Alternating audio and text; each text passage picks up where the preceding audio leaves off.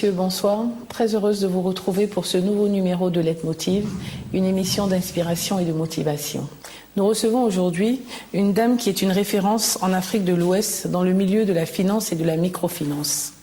Présidente de la coalition des femmes leaders de Côte d'Ivoire, CFLC, copromoteur d'un réseau de business angels pour booster l'entrepreneuriat local. Madame Mariam Dao Gabala, bonsoir. Bonsoir. Merci d'avoir accepté notre invitation. Pour nos téléspectateurs qui ne vous connaissent pas, qu'est-ce qu'on pourrait dire pour vous présenter et décrire le début de votre parcours? Pour me présenter, je dirais que je suis évidemment Mariam Gabala, épouse d'Ao. Je suis mariée, mère de 5 enfants. Et j'aime bien dire que je suis le produit de l'éducation nationale ivoirienne parce que j'ai fait toutes mes études en Côte d'Ivoire. Souvent on me demande dans quelle université américaine tu as fait tes études. Non, je les ai faites en Côte d'Ivoire et je suis fière de le dire.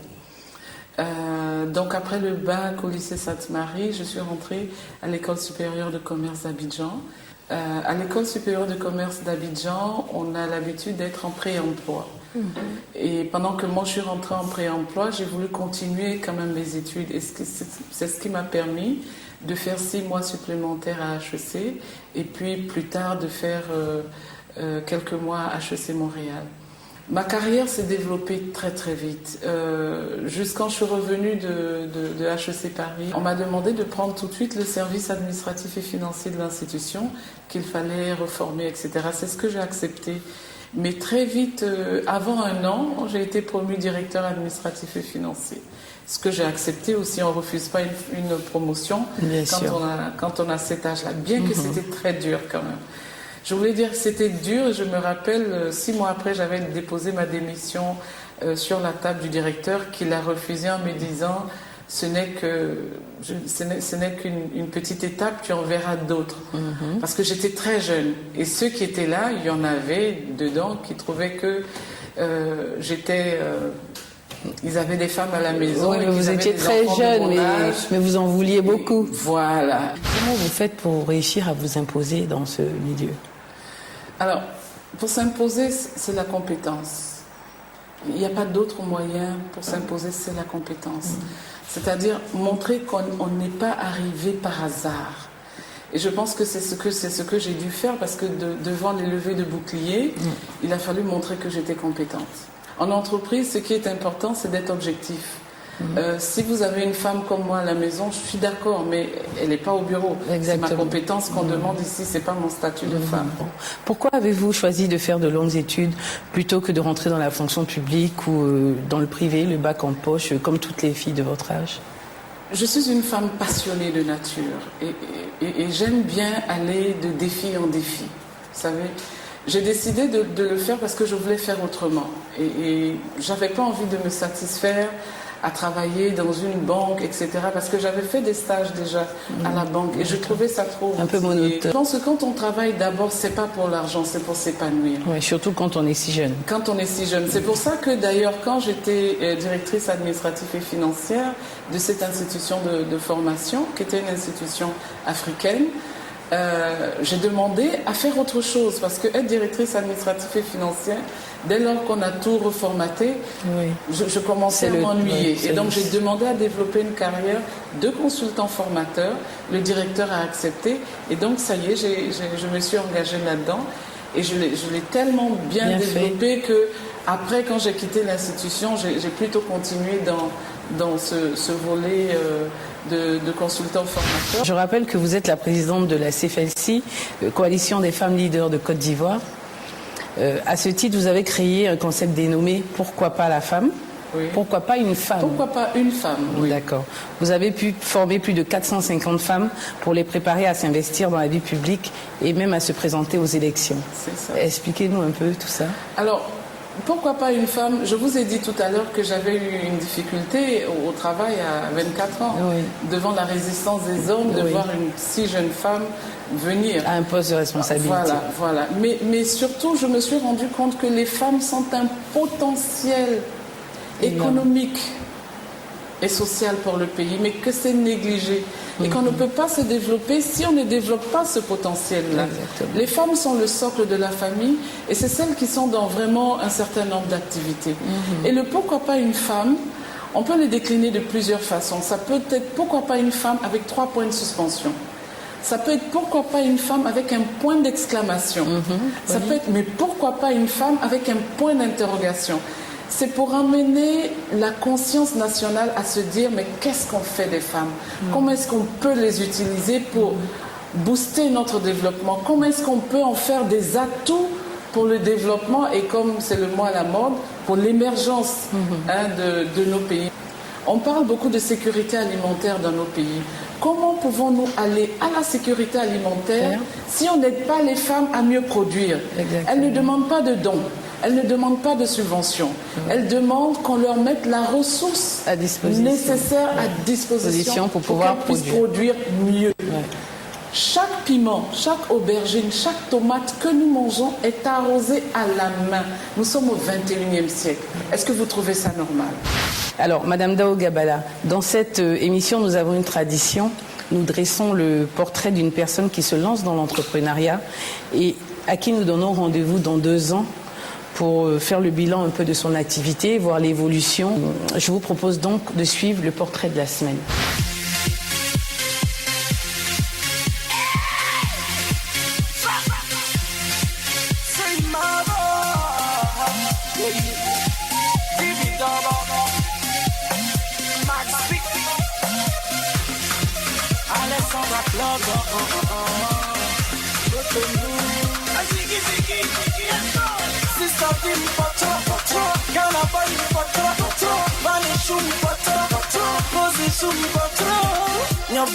Je suis Andoche Charlemagne Amoussou, fashion manager comme j'aime bien le dire, styliste modéliste, depuis 1993. À ce jour, je suis l'initiateur de la marque Lolo Andoche, qui existe depuis 21 ans aujourd'hui. Il a commencé en 1993 et qui continue jusqu'à aujourd'hui, a fait son petit chemin.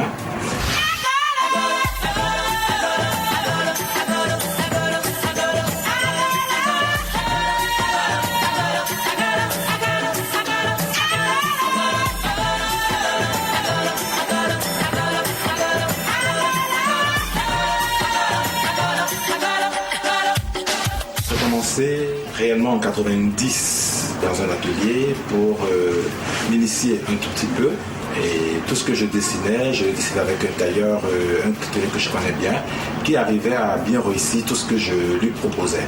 Au bout d'un moment, je crois 2 ans et demi après, j'ai commencé à me poser une question. Je me dis mais pourquoi en Afrique il n'y a pas de prêt-à-porter made in Afrique? Alors je lui ai posé cette question à laquelle il n'a pas pu me donner une réponse. Et moi, je commençais par faire quelques chemises que je revendais à mes amis. Et ça va être au moment que j'ai acheté la première machine, la deuxième machine. Et je me rappelle bien, un jour, il y a un ami qui vend des tissus qui m'a appelé, qui m'a dit « Écoute, j'ai des tissus, il y a un Congolais qui veut acheter des tissus, mais il cherche un bon tailleur pour les lui faire. » Alors, je lui ai fait quelques chemises à ce Congolais qui avait un hôtel, qui était très bien emballé et tout, parce qu'il m'a dit qu'il allait revendre. Alors, quand je lui ai livré les chemises, il était tellement content qu'il a appelé tous ses clients pour dire venez voir du nouveau, un Béninois qui a fait comme si c'est des trucs achetés d'Europe et tout. Et ce même jour, j'avoue que c'est la première fois que j'ai eu une commande au-delà de 100 000. Il y avait une fête, je me rappelle bien, ce jour-là, c'était la première fois que la dame d'Eko était venue au Bénin. Alors, il y a un spectacle qui doit être en direct. Après, quand j'ai fini ce défilé, en même temps, les patrons de la structure du tissu que j'ai utilisé m'ont appelé. Nous disent, nous avons vu, tu as fait des trucs très bien avec notre tissu. Nous proposons ce que tu exposes dans notre vitrine pour que les clients, quand ils viennent acheter chez nous, on les envoie avec toi.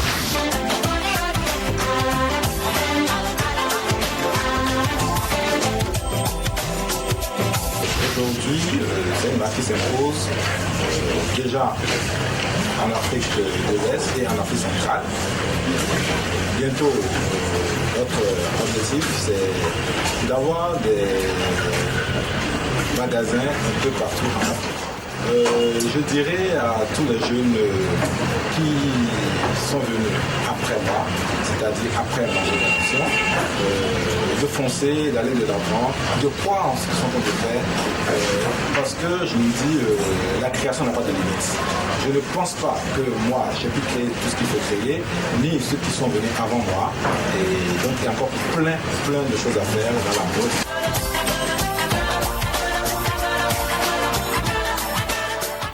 Mesdames et messieurs, de retour dans votre émission Leitmotiv avec notre invitée Madame Dao Gabala, qui est coach d'entrepreneurs.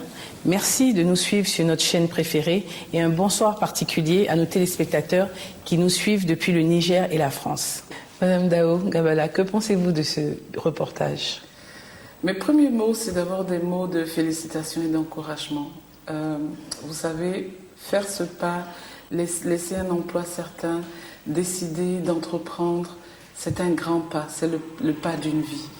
Et j'aimerais féliciter notre entrepreneur. Quand vous voulez entreprendre, dites-vous que vous ne pouvez pas compter sur les autres pour développer votre affaire. Il faut d'abord compter sur soi-même. Un petit quelque chose. Bien ça sûr. peut être la famille, ça peut être des amis, mais les autres vont bâtir sur ce que vous avez cette déjà. base que vous avez On ne déjà. peut pas bâtir simplement sur votre idée. Ouais, ouais. Et le deuxième conseil, il ne faut pas penser que c'est la banque qui va m'aider. La banque n'est pas faite pour vous aider.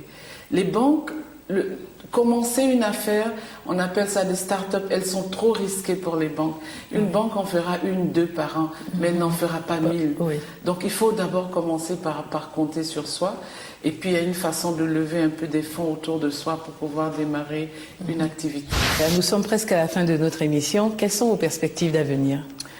Les perspectives sont bonnes. Disons qu'aujourd'hui, j'ai décidé de me mettre au service, je dirais au service de l'Afrique et au service des entrepreneurs. Ce que je fais aujourd'hui, c'est vraiment de coacher les entrepreneurs, de les coacher pour qu'ils réussissent à réaliser leurs projets.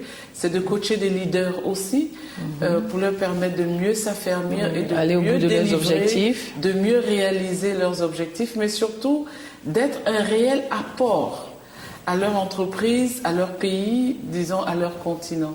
Donc je fais ces coachs-là. Et puis je fais aussi beaucoup de formations pour les femmes leaders, pour leur permettre d'être encore plus percutantes et de se retrouver positionnées aux plus hautes instances de décision dans le pays, que ce soit en entreprise ou que ce soit en politique. Madame Dao Gabala, merci de nous avoir reçus. Nous vous souhaitons une très bonne année 2015, remplie de succès dans vos activités. Merci à vous. Mesdames et messieurs, quant à nous, rendez-vous pour un prochain numéro de Leitmotiv et n'oubliez pas que le jour où vous décidez de tout abandonner à cause de difficultés, ce jour sera peut-être la veille de votre réussite.